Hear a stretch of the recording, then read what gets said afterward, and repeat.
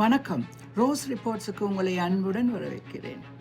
கனடாவிலும் உலகிலும் நடக்கும் முக்கிய சட்ட மற்றும் சமூக விவகாரங்களை தெளிவாகவும் உண்மையாகவும் ஆய்வு செய்யும் மேடை இது. இங்கு கிசு இல்லை, உண்மை மட்டுமே. நான் ஷர்மிளா, இது ரோஸ் வியூ. ஃப்ராங்க் ஸ்டோனாச், அதுதான் இன்றைய ஹாட் டாபிக். இன்று நான் பேசப்போகும் விடயம் கனடா தொழில்துறையில் மிக புகழ்பெற்ற ஒருவர் பற்றி. பல வருடங்களாக வெற்றியாளர், முன்னோடி என்றெல்லாம் கொண்டாடப்பட்டவர் பற்றி. வட அமெரிக்க கண்டத்தில் புலம்பெயர்ந்து வந்தோர் எவ்வளவு தூரம் வெற்றி பெறலாம் என்பதற்கு உதாரணமாக சொல்லப்பட்டு கொண்டிருந்தவர் பற்றி. ஃப்ராங்க் ஸ்டோனாச். இவர் கனடா மற்றும் ஆஸ்திரியா நாடுகளின் டுவல் சிட்டிசன்.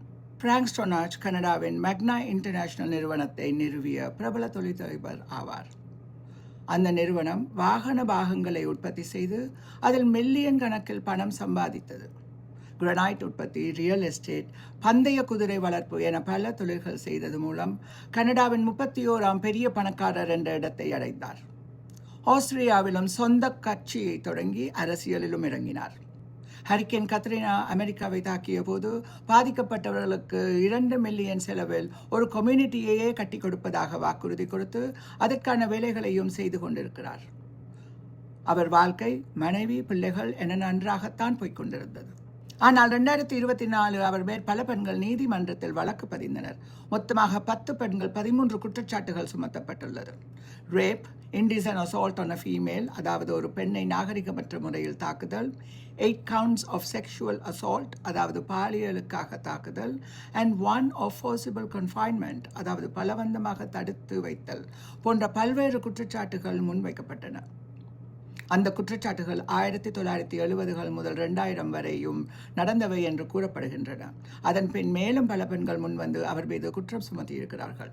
இந்த வழக்குகளில் ஒரு பகுதிதான் தற்போது சம்பந்தப்பட்ட நீதிமன்றங்களில் பரிசீலனைக்கு வந்திருக்கின்றன.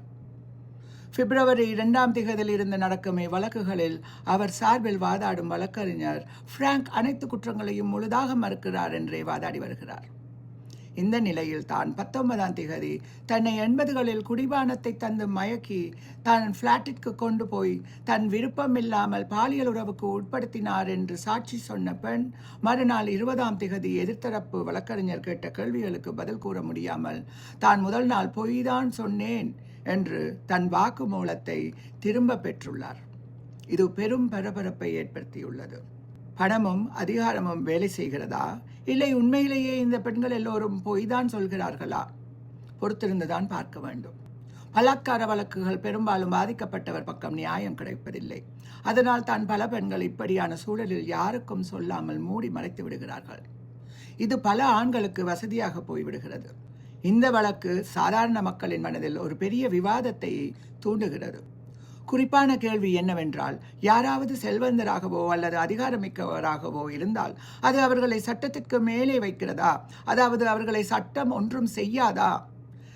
இந்த சூழ்நிலையில் வழக்கு விசாரணையை துரிதமாக நகர்த்துவதற்கு நீதிமன்றம் தேவையான சட்ட நடவடிக்கைகளை எடுத்து வருகிறது. இறுதியாக யோசித்தால் இந்த வழக்கு நமது சமூகத்தில் ஒரு முக்கியமான கொள்கையை வலுப்படுத்த வேண்டும். ஒவ்வொரு தனிநபரும் அந்தஸ்து, செல்வாக்கு அல்லது செல்வம் எதுவாக இருந்தாலும் அதை கருத்தில் கொள்ளாமல் சட்டத்தை சமமாக எதிர்கொள்ள வேண்டும். நேஷனல் ஹீரோவாக இருந்த ஒருவர் மீது இப்படியான குற்றச்சாட்டு வரும்போது சட்டம் எப்படி நடக்கிறது? நாட்டு வரலாற்றில் புகழ்மிக்க ஒருவரின் எதிராக நீதிமன்றம் உத்தரவை எப்படி உருவாக்குகிறது? இது போன்ற வழக்குகள் சமுதாயத்தில் பாதுகாப்பு, ஆண்மையின் மரியாதை மற்றும் சட்ட மாற்றங்கள் குறித்து நாம் என்ன பாடம் கற்றுக்கொள்ள முடியும்? தொடர்ந்தும் பேசுவோம். அதற்கு சேனலை மறக்காமல் சப்ஸ்கிரைப் பண்ணிட்டு வீடியோவை லைக்கும் பண்ணிடுங்க. அதுபோல் வேறு ஏதாவது விடயம் பற்றி பேச வேண்டும் என்றாலும் கமெண்டில் சொல்லுங்கள். நன்றி. மீண்டும் மலர்வோம்.